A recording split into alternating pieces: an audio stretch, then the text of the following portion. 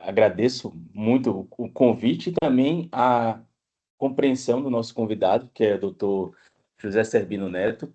Ele que é médico, infectologista e mestre em doenças infecciosas pela UFRJ, doutor em epidemiologia na Escola Nacional de Saúde Pública da Fiocruz e também tem a distinção de Fellow em Saúde Global pela Universidade de Harvard, nos Estados Unidos. Atualmente ele é pesquisador titular da Fundação Oswaldo Cruz, né, na Fiocruz, e também pesquisador do Instituto DOR, né, a IDOR. Ele vai falar, então, sobre imunização dos pacientes portadores de doença renal crônica. Eu pedi para o professor dar um enfoque no paciente, né, do portador de doença renal crônica, hemodiálise e também no transplante renal. Então, ele vai nos brindar aqui com essa explanação sobre o tema. E, novamente, professor José Sebino, eu agradeço bastante aí a sua disponibilidade, você ter aceito o nosso convite e a flexibilização também para a gente fazer no dia seguinte aqui ao Jogo do Brasil, viu? Seja bem-vindo, boa noite. Boa noite, Marcelo. Boa noite, pessoal. Obrigado aí pelo convite. É sempre um prazer falar sobre vacinação. E vou compartilhar aqui a minha tela rapidamente. Joia. Eu fiz um teste aqui e eu fiquei sem o visual das outras pessoas. Então, se alguém quiser interromper, vou tentar reservar uns 15 minutinhos para a gente conversar, bater um papo, depois tirar alguma dúvida. Mas se Isso. alguém quiser interromper, vamos lá. A ideia, então, que eu separei para falar hoje primeiro, fazer uma rápida explanação sobre a lógica da vacinação especial, né? Eu acho que isso aí vocês certamente têm até mais intimidade com essa questão do que, né, a gente, vocês que lidam com esses pacientes diariamente. Depois falar sobre as recomendações atuais, o que é recomendado para esses pacientes hoje, né, com relação à imunização. E, por fim, tentar algumas mensagens chaves ali sobre a questão da operacionalização disso, né? Para a gente, além de saber quais são as vacinas importantes, né? O que é preciso para a gente conseguir um bom resultado com essa estratégia de imunização desses pacientes, né? Então, alguns pontos aqui sobre a questão dos pacientes, né, com doença renal. Eles são considerados, então, tanto os pacientes com doença renal crônica que não estão em diálise, quanto já estão em terapia dialítica e os transplantados renais, né? A gente vai falar de uma maneira geral sobre todos eles. Em alguns momentos eu vou destacar algumas dessas características, algumas dessas condições, mas falando de uma maneira mais geral, esses pacientes são considerados uma população especial para vacinação. E o que é isso, né? A vacina, a decisão de vacinar ou não o paciente sempre é uma decisão de risco-benefício. Então, a gente vai sempre ponderar o risco que uma determinada doença traz para aquela pessoa e o benefício que a vacina vai trazer. O paciente que tem uma doença, né, uma doença cardíaca, uma doença pulmonar, ou uma doença renal, ou uma imunossupressão, ele vai alterar esse balanço risco-benefício em relação às pessoas que são rígidas, né, que são saudáveis. A gente utiliza o maior definidor desse risco-benefício na prática diária é a idade, né, tanto que a gente tem um calendário vacinal baseado na idade. Então, as crianças têm um risco por algumas coisas, os adultos, os idosos. Então, é isso que determina a escolha da vacinação na maioria das pessoas. E os pacientes que têm alguma condição clínica específica podem alterar isso. Então, para esses pacientes, uma vacina pode ser mais benéfica do que para o restante da população. E aí ele passa a ter indicações de vacina que as outras pessoas não têm. Ou ele pode ter um risco maior com algum tipo de vacina. Ele passa a ter uma contraindicação que as pessoas saudáveis não vão ter. Então, essa população é considerada uma população especial porque ele vai ter indicações distintas da população saudável geral, né? Então, nesses pacientes, as infecções são a segunda causa mais frequente de óbito, né? Então, já por si só, uma carga de doença muito alta associada às doenças infecciosas. Esses pacientes vão ter uma alteração na resposta imune que vão tanto aumentar o risco de infecções, aumentar a gravidade de algumas infecções e também reduzir a efetividade de algumas vacinas. Eles têm algumas características como a presença de toxinas, deficiências nutricionais e perdas proteicas que vão impactar nessa questão desse balanço, né, de proteção e efetividade das vacinas. E os pacientes em diálise têm uma perda de integridade, né, de barreira mecânica, que vão também... e tem também um aumento de exposição a serviço de saúde, né? O fato dele estar em hemodiálise faz com que ele tenha uma exposição a serviço de saúde mais alta do que a população. E isso traz também riscos associados de doenças infecciosas, né? Aqui, de novo, mostrar uma coisa bem... falar bem rapidamente sobre isso. Vocês, com certeza, têm mais familiaridade com esse sistema, mas a resposta imune no paciente com doença renal crônica está alterada, né? Ela é impactada pela doença de base. E o que a gente vê, então, uma alteração que vai desde na imunidade inata, né, que a gente chama, com aumento dessa atividade inflamatória, de uma maneira geral, que vai trazer repercussões não só para questões infecciosas, mas também de uma resposta inflamatória geral que vai ter repercussões para outras doenças, né?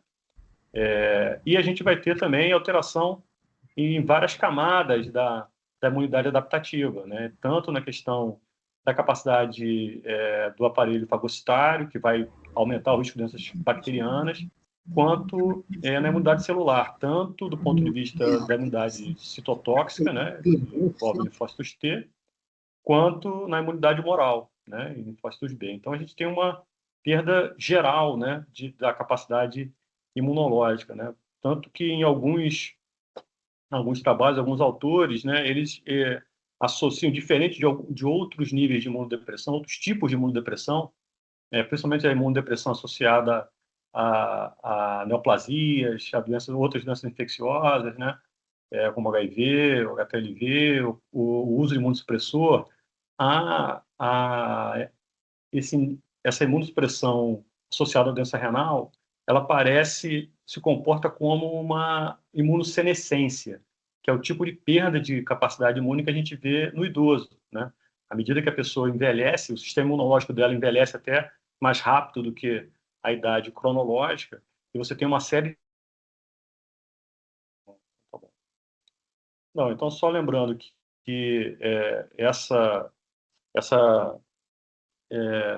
supressão, essa imunossupressão associada à doença renal, ela é semelhante à imunossenescência, né, ao envelhecimento do sistema imune, é uma disfunção imune global, né, diferente de outras situações de imunossupressão, onde você tem aspectos distintos da resposta imune alterada. No doente renal crônico, isso vai afetar de uma maneira geral, né, semelhante à imunossenescência do idoso.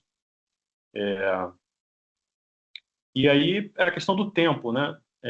A gente vai ver mais para frente que quanto mais precoce for a vacinação, melhor, né?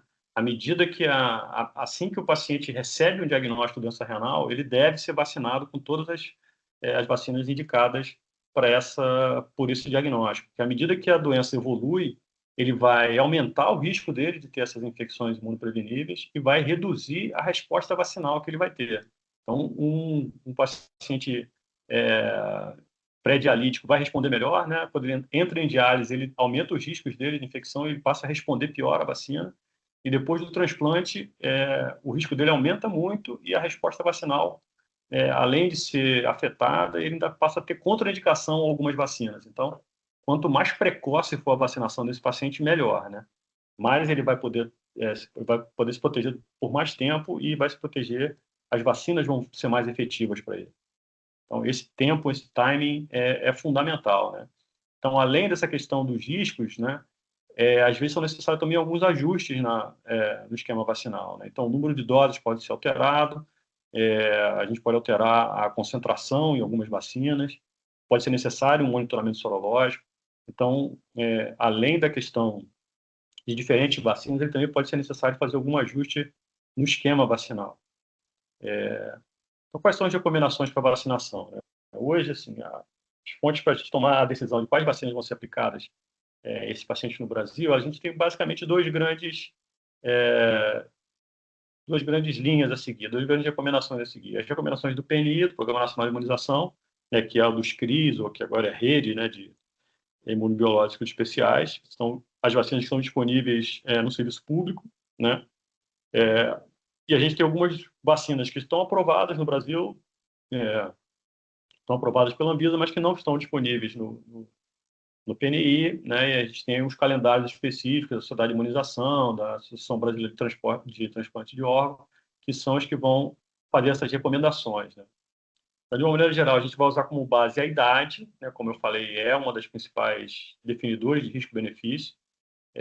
Aí depois a gente vai adicionar o risco que ele tem por doença renal crônica, depois o risco por diálise, o risco por imunossupressão e o risco do transplante, né? Então, são todas essas camadas de definidores de risco aí que vão dizer para a gente quais as vacinas recomendadas a cada um desses momentos, né?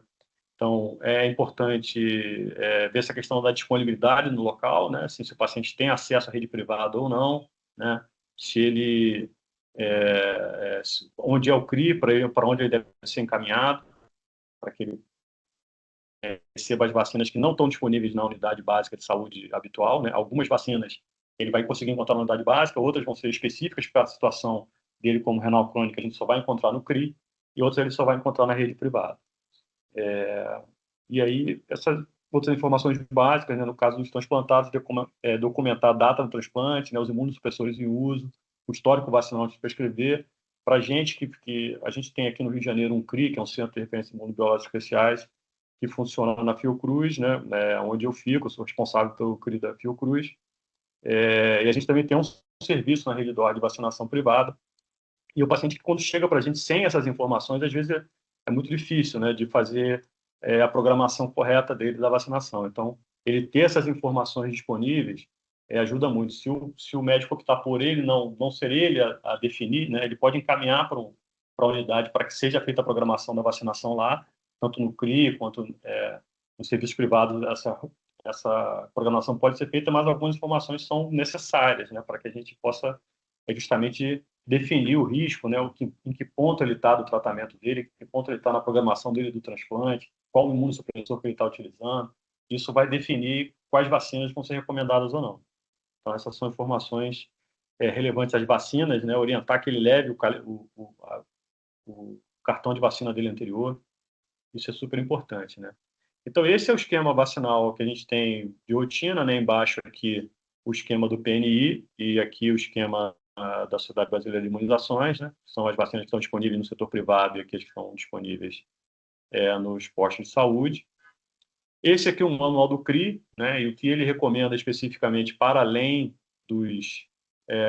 das vacinas recomendadas para a idade dos pacientes, né? No caso dos pacientes com nefropatia crônica, ele teria indicação também de influenza, né, da vacina de varicela zoster e da vacina pneumocócica. Eu coloquei os dois, porque nesse manual vocês ainda vão encontrar, essa é a sexta edição de 2023, vocês ainda vão encontrar a recomendação da pneumo 23.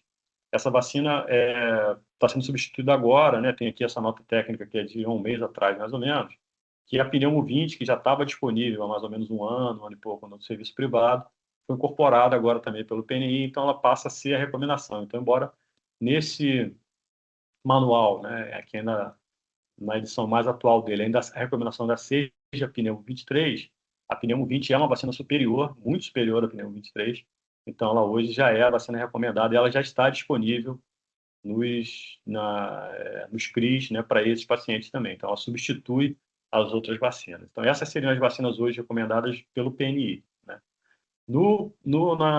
Na rede privada, né, assim, além das vacinas da idade, né, e dessas vacinas que a gente viu ali, né, como recomendadas pelo PNI, que a gente tem, né, a vacina da influenza, a vacina da Covid, a conjugada 20 pneumocócica, a gente tem também as recomendações da vacina contra zoster inativada, né, a vacina contra vírus sistema respiratório, a vacina contra hepatite A, são vacinas que você não vai encontrar no PNI para esses pacientes, mas que estão disponíveis também em clínicas privadas que estão indicadas, né, para esses pacientes. Lembrar que a vacinação no PNI, ela considera também as medidas de saúde pública, né? Então, às vezes, do ponto de vista individual, faz sentido você aplicar aquela vacina, mas do ponto de vista de custo-benefício para o Ministério da Saúde, para a aplicação para a população toda, é uma recomendação que não pode ser feita ainda, né? Então, eu diria que as vacinas principais hoje, felizmente, são cobertas pelo Programa Nacional de Imunização, mas a gente tem vacinas muito boas, muito importantes, que são muito relevantes, que se houver disponibilidade do paciente utilizar o serviço privado, elas são importantes também.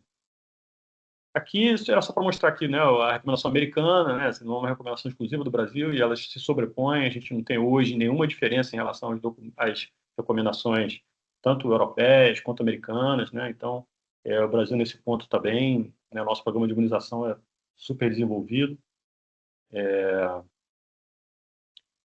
E aí aqui, né, além das recomendações para o doente renal crônico, né, como a gente viu, a gente tem as recomendações específicas para o transplantado, né? No caso dos transplantados, essa recomendação, como eu falei, das camadas que vão se sobrepondo, são recomendações para todos os transplantados de órgãos sólidos. A gente tem transplante hepático, renal, pulmonar, cardíaco, todos eles vão ter recomendações baseadas na imunossupressão que esses pacientes recebem, né? Então, além das vacinas que ele vai ter por indicação da doença renal crônica, ele vai ter pela imunossupressão pelo transplante, e essas vão ser iguais para todos os transplantados de órgão sólido, né? Os transplantes de medula, de célula-tronco, têm outras particularidades, né? Tem outras recomendações específicas, mas essas seriam as recomendações para os transplantados. Aí a gente vê que elas aumentam um pouco, né? Elas têm mais contraindicações, então as vacinas atenuadas, vivas atenuadas, passam a ser contraindicadas, né? Então, tem contraindicação a BCG, a vacina oral contra a polio, a vacina contra a dengue, a vacina contra o rotavírus, a vacina contra o sarampo, contra a varicela. Todas essas vacinas vivas atenuadas passam a ser contraindicadas, né? Vacina contra a febre amarela, para o paciente depois do transplante, né? Então, antes do transplante, essa vacina é indicada, é importante que ele se vacine antes do transplante.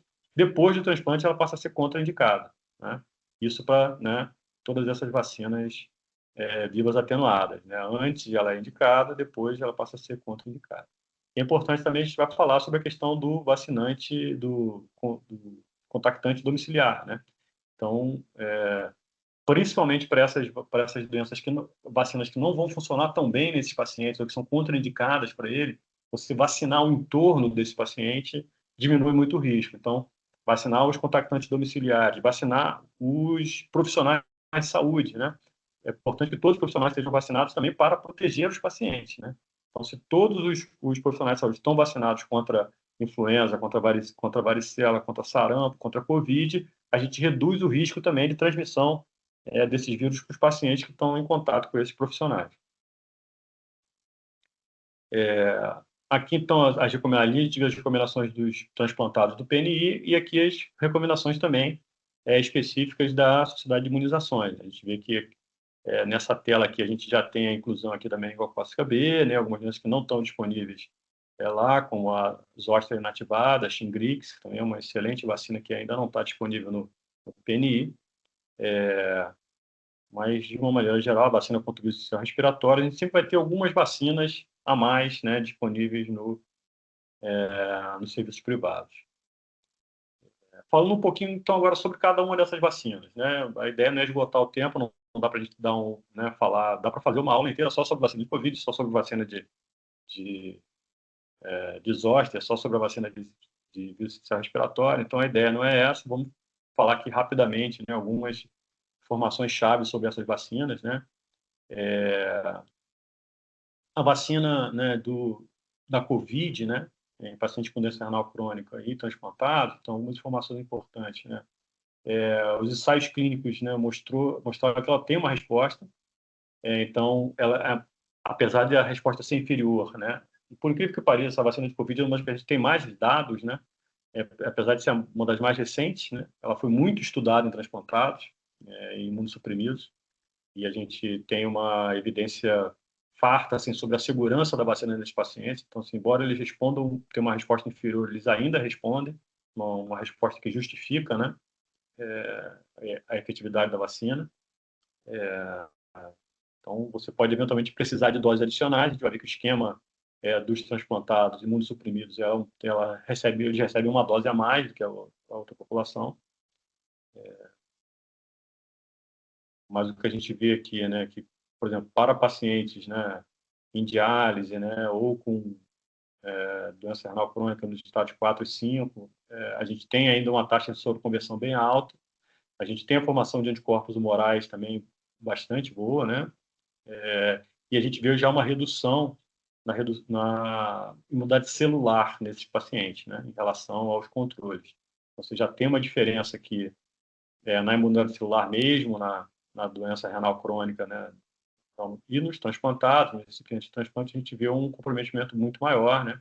A imunidade celular bem comprometida e uma alteração também na soroconversão. Então, por isso que vacinar esse paciente aqui, né, antes do transplante, você vai melhorar muito a proteção dele, né? Porque esses anticorpos, essa imunidade celular que ele adquirir antes do transplante, ele vai manter. Então, por isso a questão do tempo é tão importante, né? Aqui um outro aspecto importante é que o tipo de imunossupressão também vai influenciar na resposta dele, né? Então, que comparados, né, vários regimes, né, de imunossupressão, a gente vê aqui, por exemplo, né, o grupo A e o C, que aqui é prednisolona, inibidor de calcineurina e micofenonato, e micofenonato e inibidor de calcineurina são combinações que tiveram uma resposta muito pior do que, né, por exemplo, prednisolona com azatioprina. Então, dependendo do tipo de imunossupressão, ele também vai responder melhor ou pior, né, à vacinação.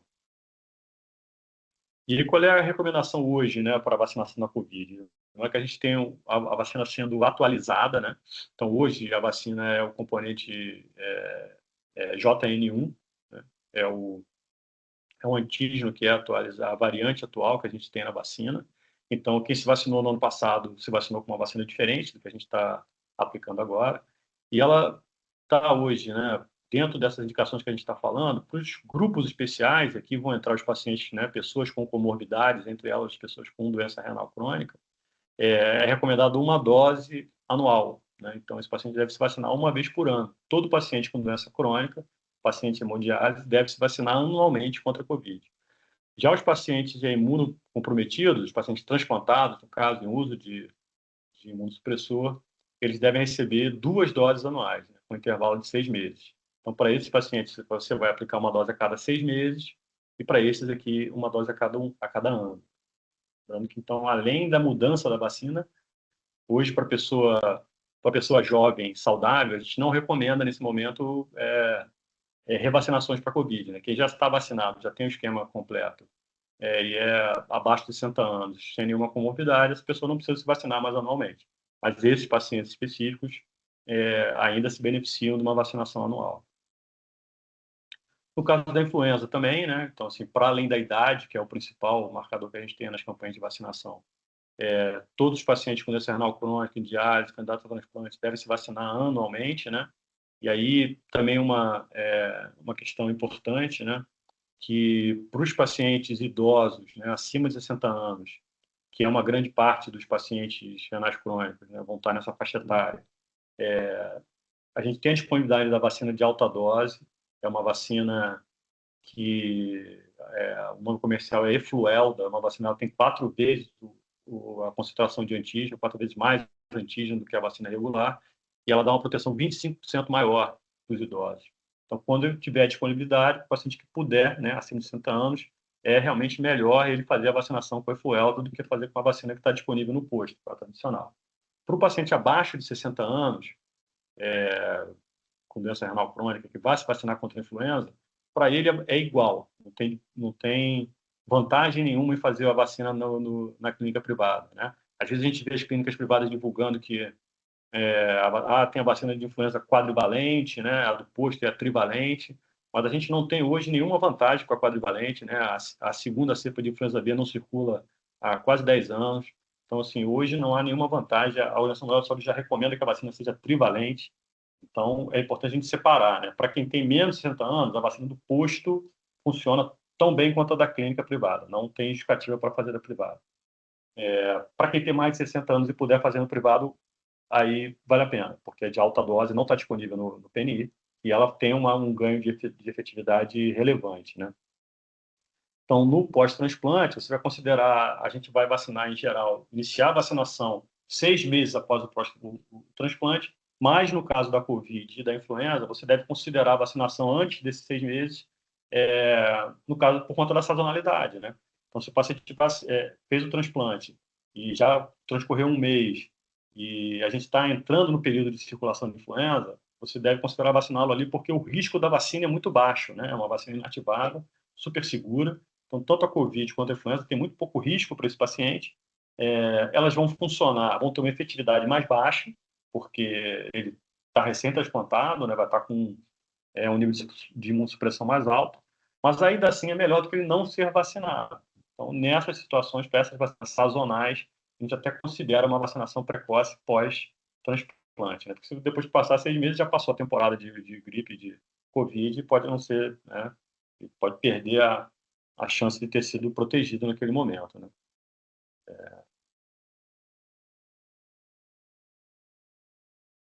A pneumocócica, né? A pneumocócica que eu falei, a gente passou por essa transição da pneumo 23 para pneumo 20. Primeiro a gente teve um ganho incremental com as vacinas, né? A gente primeiro teve a 7, depois a 10, que era a que estava disponível no PNI até recentemente. Aí a gente teve a 13 e a 15, que estavam disponíveis nos serviços privados, e agora a 20, né, conjugada. Essas vacinas conjugadas, elas conferem uma proteção muito mais alta, uma efetividade alta, e elas fazem imunidade de memória, né? Então, é uma boa vacina, uma alta efetividade, com um bom período de duração. E aí, esse ganho incremental, né, a vacina conjugada 20, né, chegou num melhor ponto, é a melhor opção que a gente tem hoje. A pneumo 23, apesar dela ter mais valências, né, ela protegeu contra 23 sorotipos, ela é uma vacina polissacarídica. E a vacina polissacarídica é uma vacina muito ruim do ponto de vista, ela tem uma efetividade muito baixa, então ela protege muito mal contra esses 23 sorotipos. Ela tem uma duração muito pequena também, ela vai proteger durante muito pouco tempo, né? E ela desenvolve tolerância, então não adianta você reaplicar a vacina porque o seu imuno para de responder a esse antígeno polissacarídico. Então, é uma vacina muito ruim, se mantinha no mercado ainda porque ela tinha muito mais valências do que as conjugadas, né, que tinham inicialmente 7, 10. Então, você ainda complementava a vacinação com a pneumo 23, mas hoje com a pneumo 20, né, chegando ali cobrindo os sorotipos mais importantes, que a 23, inclusive, é uma vacina dos anos 80, então ela foi desenhada para os sorotipos mais frequentes dos anos 80, que já não são mais os mais frequentes hoje. Então, a vacina 20 ela é muito mais atualizada para o que a gente tem, e ela é uma excelente vacina, foi um grande avanço a gente ter incorporado essa vacina no SUS, né? Esse ano agora, no mês passado, que ela foi incorporada. Então, assim, os pacientes não devem deixar de se vacinar, né? O pneumococo é a principal causa de pneumonia, a principal causa de meningite nos adultos hoje. Ela tem uma carga de doença muito elevada, né? Uma das principais causas de óbito por doenças infecciosas. É uma vacina super efetiva, super segura, quase nenhum problema de segurança. Então, assim, perder uma oportunidade de ouro não vacinar os pacientes com essa vacina hoje. Então, e aqui tem as orientações para quem já fez, né? Tem o paciente que nunca se vacinou contra o pneu, esse vai lá, vai tomar uma dose única. Tem o paciente que já fez o esquema completo, com a 13, com a 23. Tem um que fez só a 13, não fez a 23. Então, para cada uma dessas, a gente vai ajustar. Para cada uma dessas situações, né? A gente vai ajustar. Então, quem fez a 23 já tem que aguardar um ano para fazer a 20, porque tem uma interferência na resposta. Se ele já fez o esquema só com a 13 e a 15, ele pode aguardar 2 meses e fazer a 20. Então, para cada situação vacinal, né, do paciente, a gente vai fazer uma recomendação. Mas para todos eles, a vacina 20 vai trazer uma vantagem, né? Principalmente agora que ela está acessível para todo mundo no SUS. Então, é importante não deixar de vacinar contra o pneumococo. A hepatite B, né, que eu acho que é a grande vacina do paciente renal crônico, né? A gente tem uma carga de doença de hepatite B nesses pacientes elevadíssima, né?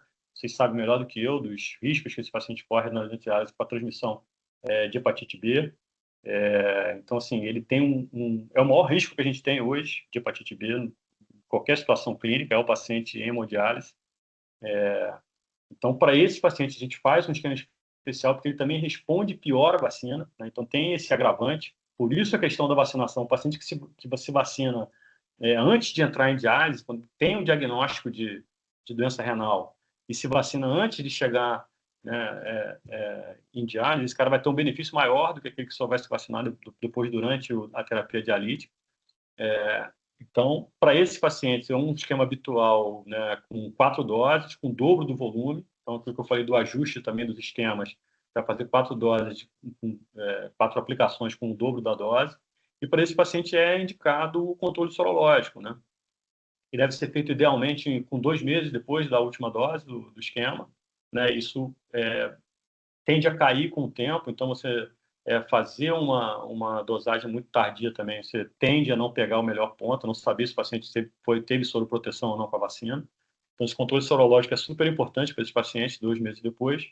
E depois um controle anual, né? Se esse título cair abaixo de 10, esse paciente deve ser revacinado, né? Então, aqui o que a gente coloca, né? Então, vacinar antes da diálise, transplante, sempre que possível, né? A resposta vai ser melhor nessas fases iniciais. Se tiver o anti-HBS continuar negativo após o esquema completo, repetir o esquema e depois reavaliar. E a gente recomenda também que sempre registre a sorologia dele no prontuário nefrológico. É importante que se adote o controle da hepatite B, da sorologia da hepatite B, como parte da linha de cuidado em nefrologia, né? Ela não deve ser uma coisa destacada, como a vacina recomenda lá que ele vacine, e aí fica lá com o cartão de vacinação e vai para a unidade de saúde acompanhar a vacinação dele. Então, a questão da imunização com a hepatite B deve estar incorporada na linha de cuidado do paciente nefropata, principalmente o paciente em diálise, né? E aqui para mostrar que o paciente, né, a gente tem várias indicações, né, para o esquema, e o paciente nefropata ele tem um esquema diferenciado realmente, né? Mesmo para os outros que estão com risco aumentado, né, os pacientes nefropatas e os transplantados, eles vão ter um esquema diferente por conta desse risco aumentado, muito maior que todas essas outras condições, e pela resposta inferior que eles apresentam contra a hepatite B. Então, é uma vacina fundamental, né, para esse paciente. A vacina contra o zoster é uma vacina recente também. A gente tinha uma vacina atenuada, que era a Zostavax, que era uma vacina muito ruim, né? Era uma versão, na verdade, da mesma cepa da vacina de varicela da infância, uma dose aumentada, mas era uma resposta muito ruim. E tinha risco, né, para pacientes imunossuprimidos, porque era uma vacina atenuada.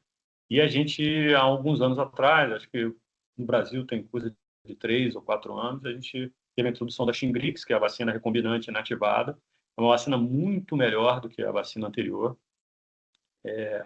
O risco de herpes zoster e neurologia pós-herpética está aumentado nos pacientes, tanto pela idade. Então, hoje, para todo mundo acima de 50 anos, você já tem indicação de fazer essa vacina. E se o paciente tem doença renal crônica e imunossupressão, ele já deve fazer, inclusive, a partir dos 18, ele já pode receber a vacina, porque ele tem risco aumentado de zoster.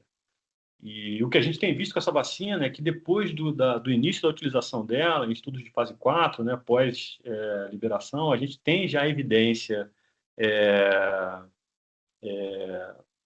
sustentada, né, que tem se repetido em diferentes estudos, tem sido confirmado por diferentes estudos, de uma proteção para além do herpes zoster, né? Então, a proteção da vacina contra o zoster parece também reduzir demência, né, nos pacientes idosos, né? E a demência que vem aumentando muito a incidência, né, no mundo todo, né? A gente tem cada vez mais essa questão como um problema de saúde pública, e a vacina do zoster protege contra a demência, né? Assim, um grande avanço, né, que se identificou. Era um resultado até certo ponto não esperado, né? Se verificou depois da aprovação. Parece maior do que a própria demência associada ao zoster, então tem algum outro tipo de mecanismo nessa prevenção que não está muito bem esclarecido. Então, não é só pelo fato de prevenir o zoster que reduz a demência, ele reduz mais do que se esperaria só com a redução do zoster. E tem outras funções também. Então, você vê, por exemplo, com a redução do zoster, a redução de eventos major cardiovasculares. O último consenso europeu de cardiologia incluiu a vacinação como um dos pilares de prevenção de eventos maiores cardiovasculares, junto com controle do colesterol, controle da pressão, controle do diabetes e a vacinação. Então, essa vacina traz uma série de benefícios, né, para além da prevenção direta ali dos zoster. Ela deve ser aplicada, então, em 2 doses, com intervalo de 2 meses, né? Idealmente no pré-transplante também, para o paciente que vai entrar em transplante, mas mesmo que ela tenha, o paciente já tenha transplantado, né? Após os primeiros 6 meses, porque onde essa resposta vai ser muito ruim, esse paciente pode ser e deve ser vacinado também, né? O vírus do sistema respiratório, né, é uma vacina que saiu mais recente, acho que é a última delas, né, que a gente teve aprovado para esses pacientes. O vírus do sistema respiratório é hoje a nossa maior carga de doença em crianças, né, a principal causa de óbito em crianças por doença infecciosa ainda é o vírus do sistema respiratório, que é a bronquiolite, né, e alguns dados interessantes, assim, a gente monitora aqui no Rio, a gente tem um comitê de monitoramento e vigilância, né, que eu faço parte desde a Covid, e já a partir de 2021, a gente ainda com circulação alta da Covid, né, que afeta muito mais os idosos, né, a gente tem muito mais idosos morrendo por Covid, nessas crianças menores de 1 ano, mesmo durante a pandemia de Covid, a gente ainda tinha mais óbito por vírus do sistema respiratório. Então, assim, é uma carga de doença muito grande nessa população, e hoje a gente tem a vacina sendo recomendada para gestantes. Então, todas as gestantes se vacinam, já pelo SUS, inclusive, com a Abrigio, a vacina da Pfizer, e ali é onde a gente vai ter o principal benefício da vacina, para essa população.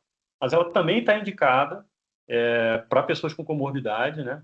Idosos e adultos com comorbidade, porque o vírus respiratório nessas populações também tem uma carga de doença que é muito menor do que na criança, menor de 1 ano, mas ainda assim há um benefício em vacinar, né, esses pacientes. A gente tem um número grande de internações associadas ao sistema respiratório em idosos e imunodeprimidos. É uma vacina que ainda está disponível para essas indicações só no privado, né? Ela ainda tem um custo relativamente alto para a vacina, a tendência é que isso caia, a tendência é que em algum momento ela seja também incorporada para essas indicações no SUS, mas se possível, né, para os pacientes que podem, há o benefício, né, em fazer a vacinação também contra o vírus respiratório.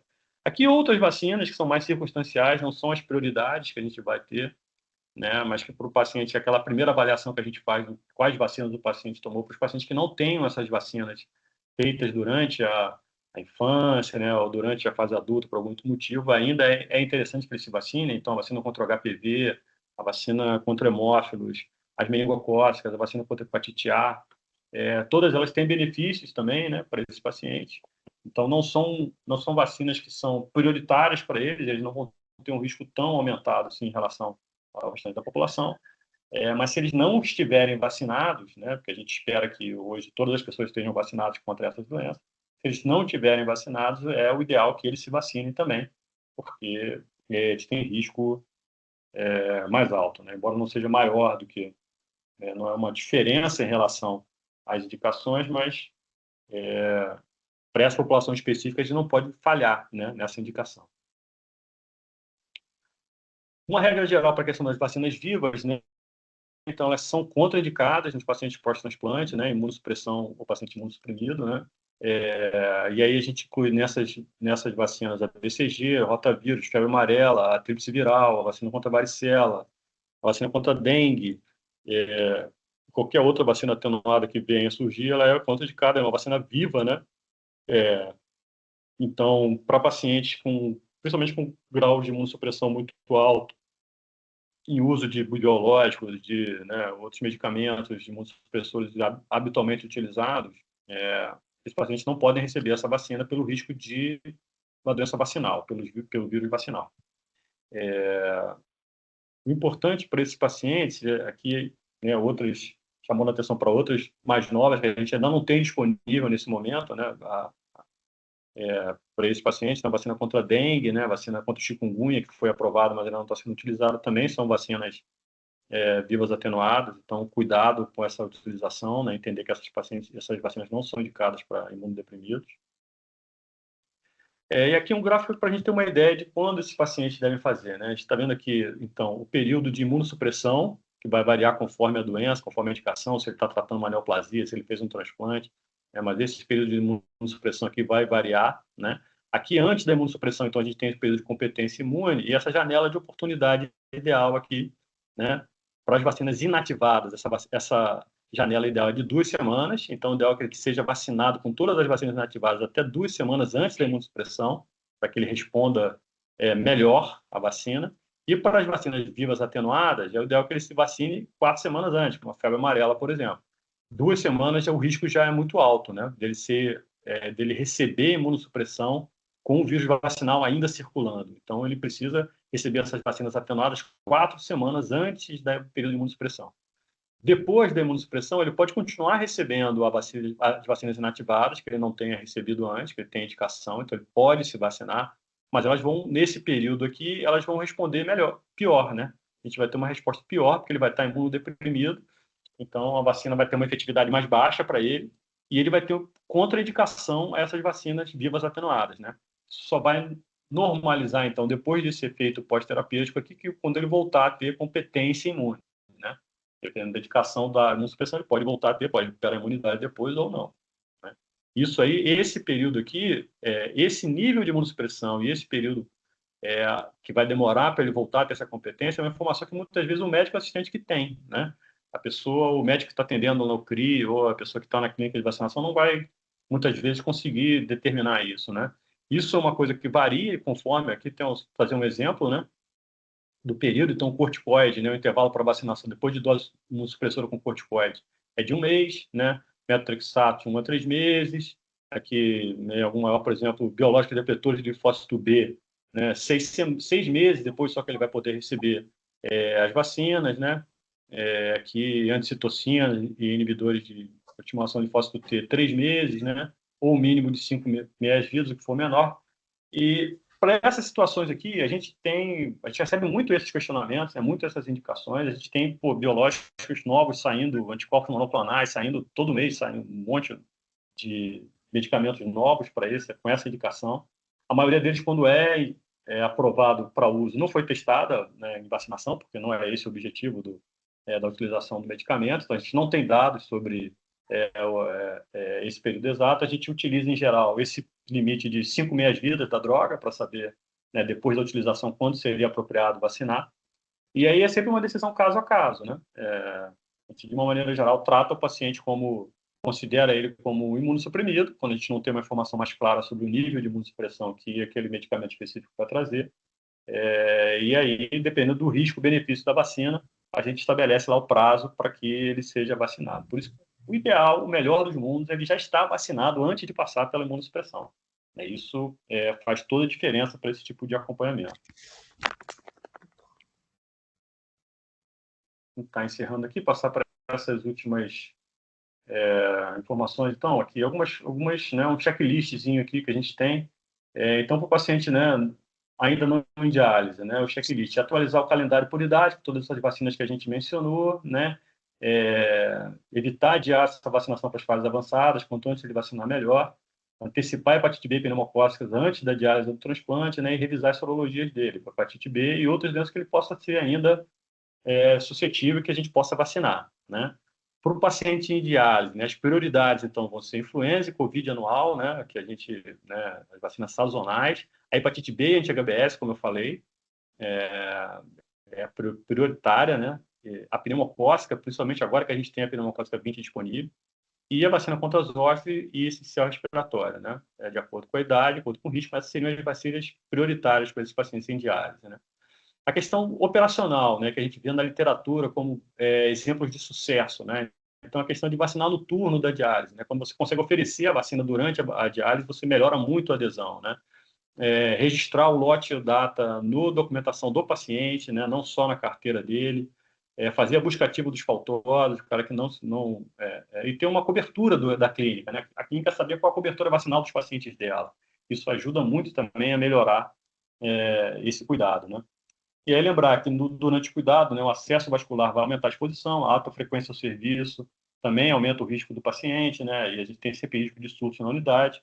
Então, o melhor calendário é o que cabe no fluxo assistencial, né, e a gente deve integrar a vacinação ao início do tratamento e a vacinação pré-transplante. Então, a gente, por exemplo, na UFRJ, que a gente tem um programa de transplante grande, né, na verdade, a gente integrou ainda, em 2001, lá, 2000, 2001, a gente integrou o atendimento da infectologia durante o pré-transplante, né? Então, o paciente passava começava o acompanhamento no ambulatório pré-transplante, ele era avaliado pela infectologia para já definir. Então, quando você consegue integrar isso dentro da linha de cuidado, é o melhor do mundo, porque o paciente já recebia toda a avaliação ali naquele momento, já recebia todas as vacinas que ele precisava antes. Então, durante aquela fase ali no pré-transplante, a gente já fazia todo essa prevenção, né? Para o paciente candidato ao transplante renal, na entrada da lista, né, fazer essa reconciliação vacinal, ver as sorologias, prescrever todas as pendências dele imediatamente, né? A questão de fazer antes da imunossupressão a contraindicação das vacinas vivas e outra aqui, né, os familiares e cuidadores, fundamentais, né? Então, vacinar os familiares e vacinar os cuidadores, né, os médicos, a equipe de saúde que lida com esses pacientes tem que estar vacinada, né? É uma questão de proteção daqueles pacientes. Então, e a gente vê ainda, tem dados, né, que mostram que a cobertura é baixa nesses serviços. Então, né, a gente tem um serviço de diálise, de transplante, onde os médicos, os enfermeiros não estão vacinados contra a influenza ou contra a Covid, não tem justificativa para isso, né? Assim, é um erro muito grave, né?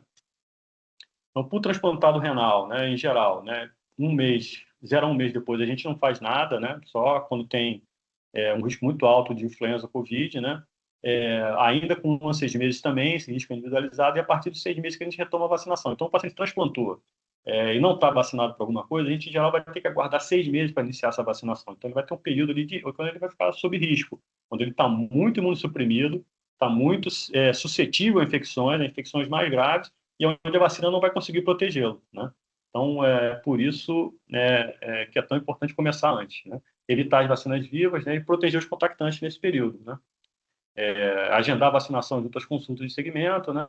E, de novo, integrar a vacinação na linha de cuidado, isso que é o mais importante. A questão dos contatos domiciliares da equipe de saúde, né? De novo, só reforçando, a gente precisa garantir isso, né? Família, equipe, todo o ambiente é essencial para você estar protegido e que a linha de cuidado não termina na prescrição, né? Você tem que garantir o acesso, então indicar onde ele vai receber essa vacina, registrar a aplicação, fazer a busca ativa de faltórios.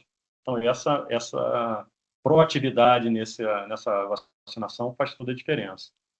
Monitoramento sorológico, então, como a gente mencionou, anti-HBS, fundamental, né, essencial na hemodiálise, checar 1 a 2 meses após o esquema, depois anualmente, né, reforçar se estiver abaixo de 10. A vacina para varicela e sarampo, ela é útil no candidato ao transplante antes da gente vacinar, né? Depois da imunossupressão também já não vai fazer tanta diferença, mas antes dessa imunossupressão, a gente pode utilizar essas sorologias para verificar se o paciente precisa ou não daquela vacina ali antes do transplante. E para as outras, para a Covid, pneumocócica, influenza, VSE, que a gente eventualmente vê algum questionamento, elas não têm função nenhuma, né? A gente não vai fazer sorologia, elas não são informativas, não vão mudar nada na conduta e não são bons marcadores de imunidade para essas doenças. Então, de novo aqui, né? A vacinação como parte integral do cuidado, né? Então, né, encaminhar o paciente cedo, né, no estágio 3B, 5, pré-diálise, pré-transplante, avaliar o cartão, ver sorologias do risco, ver a disponibilidade das vacinas, programar o esquema, encaminhar o paciente para o CRIO, para a rede privada e monitorar essa adesão, né, se ele está realmente se vacinando ou não. Lembrar que no serviço o nefrologista, né, ele é o ponto de entrada mais regular e é onde ele vai ser acompanhado depois, né? Então ele pode ir ou não ao serviço de imunização, ele pode ir uma vez e não voltar, mas ele vai continuar voltando para o nefrologista, vai continuar acompanhando no serviço. Então, se esse segmento for feito pelo nefrologista, né, no serviço de diálise, ou no serviço de transplante, ou durante o tratamento da doença renal crônica dele, a chance da gente conseguir uma adesão alta à vacinação é muito melhor do que se a gente, né, deixar isso por conta do serviço de imunização. 3 mensagens tão importantes para a gente levar, né? Antes de uma mensagem final aqui. Então, vacinar cedo, né? De novo, reforçando isso mais uma vez, né? Vacinar o mais rápido possível. Atualizar o repertório, a gente tem outras vacinas mais novas que são super importantes para esses pacientes, então a pneumovinte, a vírus respiratório, zoster, covid sazonal, a gente precisa, né, utilizar essas vacinas, elas estão disponíveis, elas fazem diferença. E a questão de, né, operacionalizar, se preocupar com a operação da vacina, né? Então, sem fluxo, registro e busca ativa, a recomendação não vira proteção. Você recomenda a vacina, mas você não está garantindo que o paciente está realmente recebendo, né, e se protegendo. E aí, assim, só mostrar alguns dados para a gente ver que o tamanho desse problema, né? Aqui especificamente na França, um estudo que mostra detalhes, eu não vou entrar muito neles, mas mostrar aqui a questão dos da proteção, né, sorológica, mostrar aqui que, por exemplo, só 54% dos pacientes aguardando transplante tinham proteção contra a hepatite B. A gente vê aqui contra outras doenças, também a exceção do sarampo e da varicela, né? Para todas essas a imunidade era baixa, né? Pacientes que tinham risco, né? E nesse mesma linha, né, nessa mesma avaliação aqui nesses serviços, né, em pacientes em diálise e ainda não em diálise, né, com doença renal crônica, por exemplo, a vacinação para pneumococo gerava em 7% aqui, 4% aqui.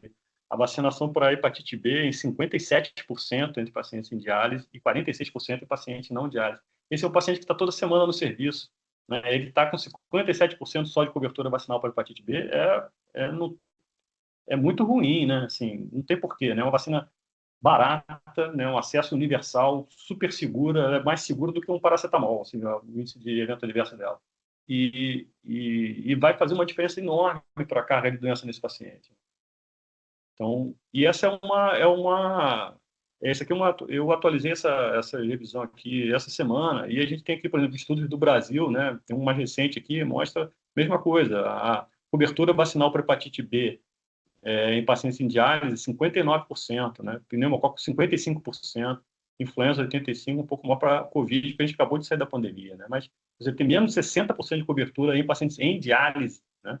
E aqui, outros estudos isso se confirmam, né? 59% aqui nesse trabalho, 14% com esquema incompleto, e a soroconversão documentada em 75% dos casos. Quer dizer, a gente tem ali 25% que não tinham feito sorologia depois da vacina. A gente não sabia se tinha funcionado ou não. Né, isso se repete, né? Tanto aqui, né, aqui pacientes em lista de transplante renal, com 73% só de cobertura, menos 50% para as outras vacinas, né, além da hepatite B, da influenza. Transplante renal pediátrico, a mesma coisa, né? Dados do Brasil, isso, 4,3% com calendário completo. Né? Uma criança que vai transplantar o rim, ela só menos de 5% tinha um calendário vacinal todo completo. Né? E em outros países do mundo a mesma coisa. A gente vê aqui Estados Unidos, Dinamarca, Turquia, esses dados se repetem. Né? E aí a mensagem final é que eu acho que assim, eu trago isso sempre, que esse é um estudo que chama muito a atenção, né? Então, a importância da recomendação médica para a efetivação. E a gente tem outros trabalhos que eu não trouxe hoje aqui, mas que mostram a diferença da recomendação feita por um médico generalista, por um médico de saúde da família e pelo especialista do paciente, né? O nefrologista que acompanha ele, o hepatologista que acompanha o doente com cirrose, o oncologista que acompanha o paciente com neoplasia, né? Esses médicos especialistas que estão cuidando da doença específica do paciente têm um peso ainda maior, né? Mas quando você tem ali a atitude da vacinação com relação à vacinação, né? Quando você tem um paciente com uma atitude positiva com relação à vacina e um médico que não recomenda a vacina, não tem uma atitude positiva, essa taxa de vacinação fica em 8% nesse trabalho, um estudo americano, né? Quando o paciente não acredita na vacinação, mas o médico recomenda a vacina, essa cobertura sobe para 70%. E quando os dois acreditam, né, essa cobertura toda fica em 90%. Então, assim, não existe nada, nenhuma medida, nenhuma informação que a gente possa passar, nenhuma campanha, não tem nada que mude tanto a adesão do paciente quanto a prescrição médica. Né? Ela é, de longe, né, a medida mais efetiva para a gente garantir a vacinação do paciente. Então, se o médico recomenda a vacina, a gente muda esse jogo da questão da vacinação. E a gente faz isso muito pouco. Né? É surpreendente o quanto isso ainda não é feito. Né? A gente tem isso feito melhor pelo pediatra ainda. Né? Ainda tem essa cultura de que a vacina é uma coisa para as crianças, então o pediatra recomenda. Por isso a gente tem coberturas boas na infância. Mas depois disso, para os pacientes com comorbidade, que às vezes têm risco muito mais alto até do que as crianças, a gente ainda vê coberturas muito baixas. Né? Então, acho que a mensagem principal hoje era essa. Acho que a gente tem uns minutos ainda aí. Se alguém tiver alguma dúvida, estou aí à disposição. Excelente, professor. Muito obrigado pela exposição. Eu acho que a sua abordagem é perfeita na minha visão, porque não só falou de uma situação individual ali, né, que a gente, como especialista, a gente geralmente trata o indivíduo, mas esse alerta, né, diante de uma situação de saúde pública, né? e onde a gente tem, na verdade, um programa que, dentro, né, do nosso sistema de saúde, funciona muito bem. Então, tá aí, né, nós, né, somos, de repente, esse gatilho mesmo que deve iniciar todo esse processo e executar, já que as ferramentas estão aí, né? Então, parabéns pela exposição. Serve de alerta para a gente, né, que devemos fomentar isso, né? Esse último slide, assim, eu acho que chamou muita atenção, que realmente, quando a gente tem essa atitude positiva do médico, as coisas caminham, né? Eu vou aqui direto para as perguntas, Servino, que tem algumas aqui no chat, né? Começando pela Nil, que tem uma dúvida aqui em relação a herpes zoster, né? Então, quanto tempo após um paciente apresentar uma doença, né, o herpes zoster, o paciente pode tomar a vacina? Então, a gente no início, quando a vacina foi aprovada, alguns dados falavam a gente aguardar alguns meses e tal. Assim, na verdade, hoje o que a gente sabe é o seguinte: se a lesão já tiver cicatrizada, se o paciente já tiver saído do quadro agudo de zoster, que as lesões já estão todas em crosta, ele já não tem mais nenhum sintoma sistêmico, ele já pode ser vacinado. Não há nenhuma contraindicação. Porque a gente tem pacientes que fazem zoster reincidente e que a gente precisa vacinar logo, né? Para evitar que ele faça um novo episódio de zoster.